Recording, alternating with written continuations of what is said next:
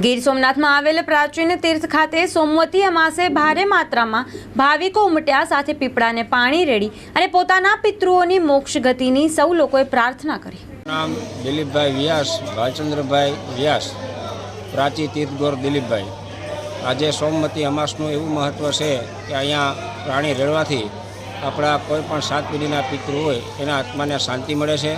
આ પ્રાચી ક્ષેત્રની અંદર પાંડવોએ કૌરવકુળને મોક્ષ આપેલો, કૃષ્ણ ભગવાને યદુકુળને મોક્ષ આપેલો અને શ્રી કૃષ્ણ ભગવાને દ્વાપર યુગની અંદર જાતા જાતા આ પ્રાચીની ભૂમિને વરદાન આપ્યું કે હે પ્રાચી તીર્થની પવિત્ર ભૂમિ, આ ભૂમિ પર આવી કોઈ પણ શ્રદ્ધાથી અહીંયા પાણી રેડશે કે કોઈ પણ કાર્ય કરાવશે તો એના સર્વે પિતૃ કે પરપિતૃને અહીંયા મોક્ષ ગતિ આપી દેશ। એટલે કહેવાય કે 100 વાર કાશી અને 1 વાર પ્રાચી।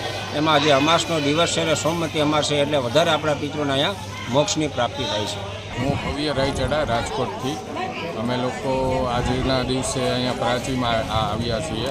સોમવતી અમાસના દિવસનું બહુ મહત્ત્વ છે હિન્દુ ધર્મ પ્રમાણે।